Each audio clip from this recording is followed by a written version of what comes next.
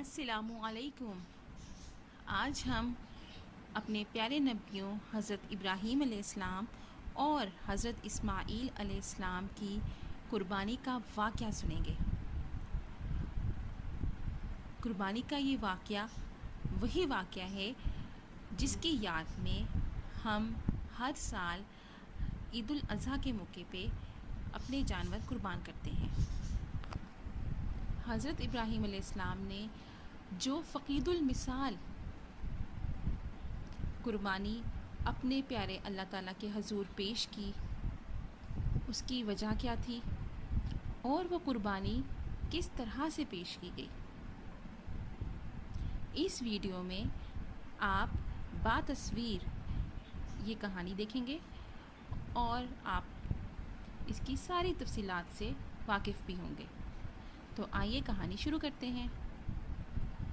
کہانی شروع کرنے سے پہلے اگر آپ نے ہمارا یہ چینل سبسکرائب نہیں کیا تو آپ سے ریکویسٹ ہے کہ ہمارے چینل کو سبسکرائب کریں اور بیل آئیکن میں موجود آل نوٹیفیکیشن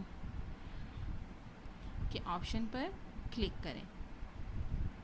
یہ آپ کے لیے، آپ کی طرف سے ہمارے لیے محبت اور خلوص ہوگا اور ہم آپ کے بہت شکر گزار ہوں گے۔ تو آئیے کہانی شروع کرتے ہیں۔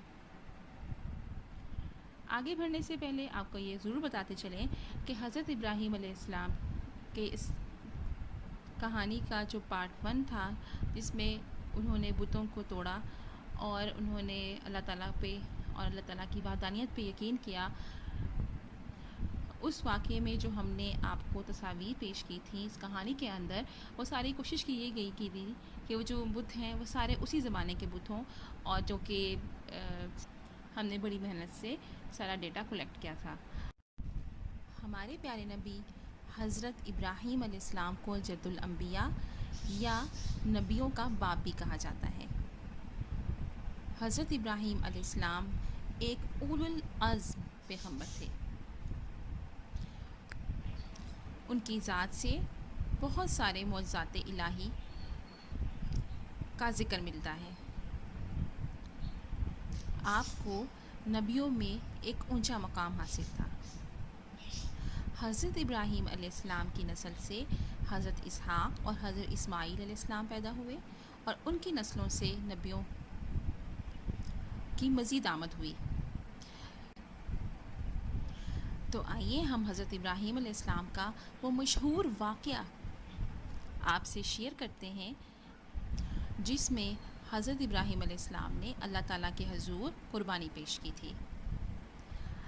واقعہ کیسے شروع ہوا کچھ یوں کہ حضرت ابراہیم علیہ السلام نے ایک رات خواب میں دیکھا کہ وہ اپنے بیٹے حضرت اسماعیل علیہ السلام کو ذبح کر رہے ہیں۔ جب وہ اٹھے تو انہیں یہ خواب شیطان کی چال محسوس ہوئی کہ شاید شرارتاً شیطان کی طرف سے یہ خواب تھا۔ لیکن ہوا یہ کہ اگلے دن رات کو جو خواب دیکھا اس میں دوبارہ سے یہی صورتحال دیکھی کہ آپ اپنے پیارے بیٹے اسماعیل کو ذبح کر رہے ہیں۔ اب وہ چونکے اور انہیں اندازہ ہو گیا کہ یقیناً یہ خواب حقیقت میں اللہ تعالیٰ کی طرف سے ہے اور ان کو حکم دیا جا رہا ہے کہ وہ اپنے بیٹے کو قربان کریں۔ حضرت ابراہیم علیہ السلام اپنے رب سے دنیا جہان اور کی ہر چیز سے زیادہ محبت کرتے تھے۔ ان کے لیے اپنے اللہ کا حکم ماننا سب سے زیادہ ضروری تھا۔ مال، دھن اور اولاد کیا، وہ اگلے دن صبح اٹھتے ہی اپنے بیٹے اسماعیل علیہ السلام کے ساتھ کوہ عرفات کی جانب بڑھے۔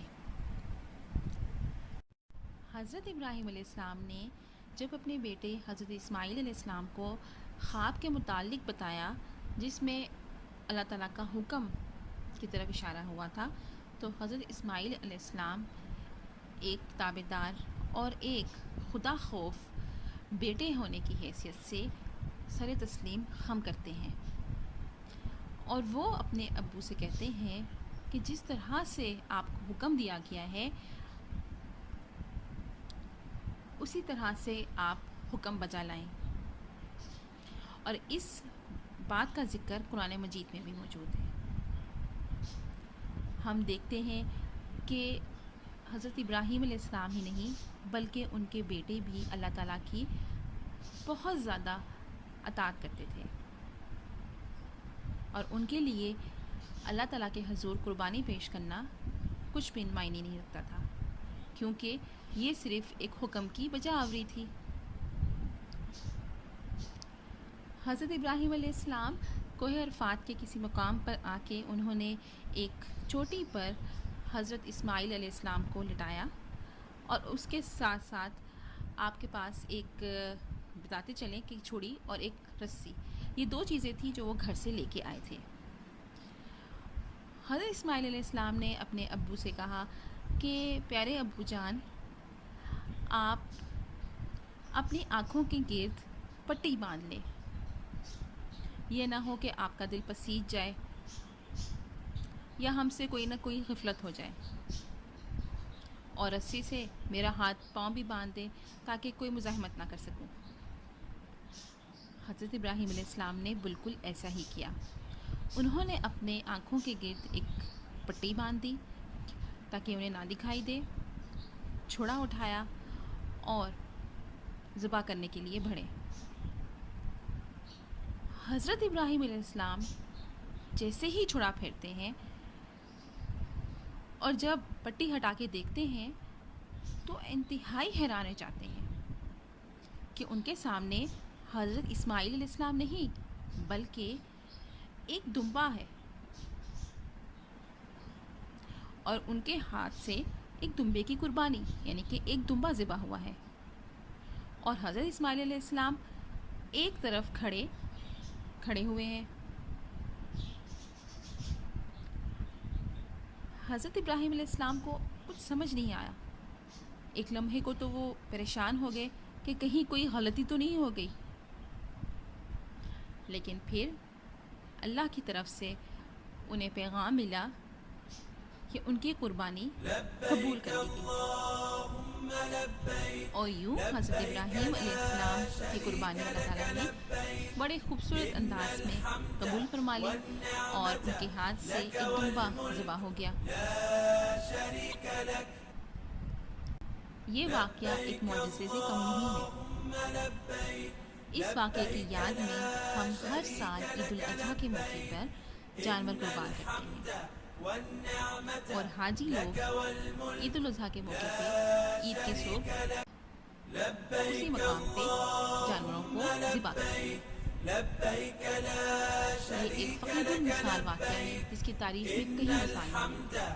اس محبتداری اور اس اطاعت کے آگے الفاظ کم پڑ جاتے ہیں.